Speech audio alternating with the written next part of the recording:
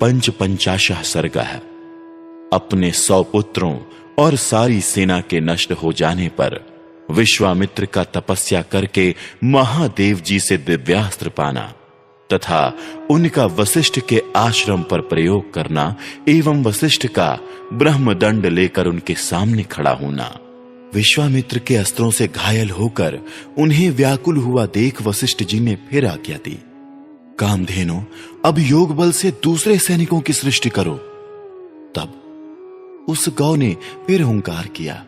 उसके हुंकार से सूर्य के समान तेजस्वी कामबोज उत्पन्न हुए, थन से शस्त्रधारी बर्बर प्रकट हुए, योनि देश से यवन और शक्र देश से शक उत्पन्न हुए, रोमकूपों से म्लेच्छ, हारीत और किरात प्रकट हुए। रघुनंदन, उन सब वीरों ने पैदल, हाथी, घोड़े और रथ सहित विश्वामित्र की सारी सेना का तत्काल संहार कर डाला। महात्मा वशिष्ठ द्वारा अपनी सेना का संहार हुआ देख विश्वामित्र के 100 पुत्र अत्यंत क्रोध में भर गए और नाना प्रकार के अस्त्र शस्त्र लेकर जप करने वालों में श्रेष्ठ वशिष्ठ मुनि पर टूट पड़े। तब उन महर्षि ने हुंकार मात्र से उन सब को जलाकर भस्म कर डाला। महात्मा वशिष्ठ द्वारा विश्वामित्र के वो सभी पुत्र 2 ही घड़ी में घोड़े, रथ और पैदल सैनिकों सहित जलाकर भस्म कर डाले गए। अपने समस्त पुत्रों तथा सारी सेना का विनाश हुआ देख महायशस्वी विश्वामित्र लज्जित हो बड़ी चिंता में पड़ गए।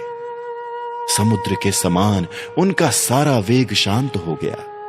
जिसके दांत तोड़ लिए गए हों उस सर्प के समान तथा राहुग्रस्त सूर्य की भांति वो तत्काल ही निस्तेज हो गए। पुत्र और सेना दोनों के मारे जाने से वो पंख कटे हुए पक्षी के समान दीन हो गए। उनका सारा बल और उत्साह नष्ट हो गया। वो मन ही मन बहुत ही खिन्न हो उठे। उनके एक ही पुत्र बचा था जिसको उन्होंने राजा के पद पर अभिषिक्त करके राज्य की रक्षा के लिए नियुक्त कर दिया और क्षत्रिय धर्म के अनुसार पृथ्वी के पालन की आज्ञा देकर वो वन में चले गए। हिमालय के पार्श्व भाग में जो किन्नरों और नागों से सेवित प्रदेश है, वहां जाकर महादेव जी की प्रसन्नता के लिए महान तपस्या का आश्रय ले वो तप में ही संलग्न हो गए।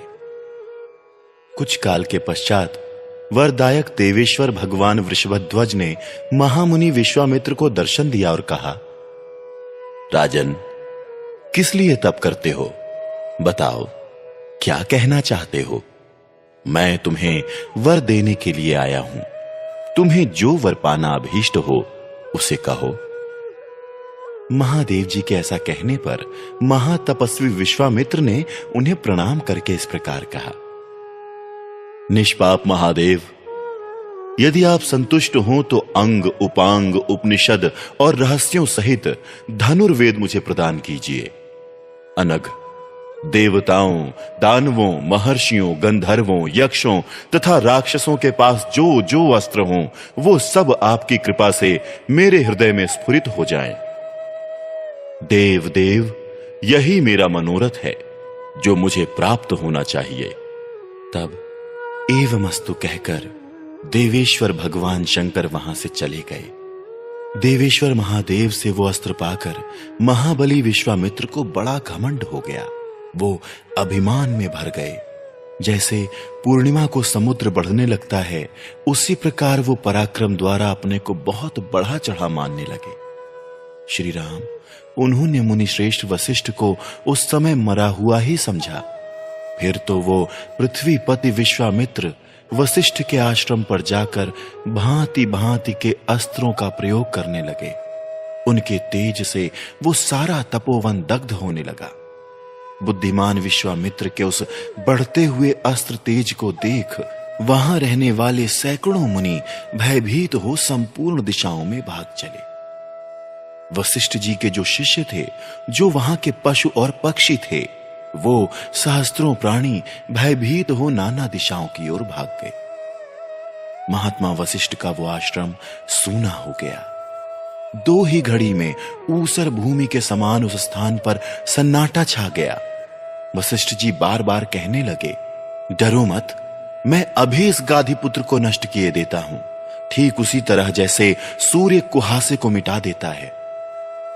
जपने वालों में श्रेष्ठ महातेजस्वी वशिष्ठ ऐसा कहकर उस समय विश्वामित्र जी से रोषपूर्वक बोले, अरे तूने चिरकाल से पाले पोसे तथा हरे भरे किए हुए इस आश्रम को नष्ट कर दिया, उजाड़ डाला। इसलिए तू दुराचारी और विवेक शून्य है और इस पाप के कारण तू कुशल से नहीं रह सकता।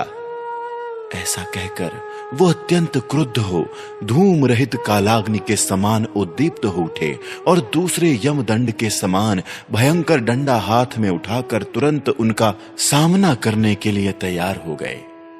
इस प्रकार श्री वाल्मीकि निर्मित आर्ष रामायण आदि काव्य के बाल कांड में 55वां सर्ग पूरा हुआ।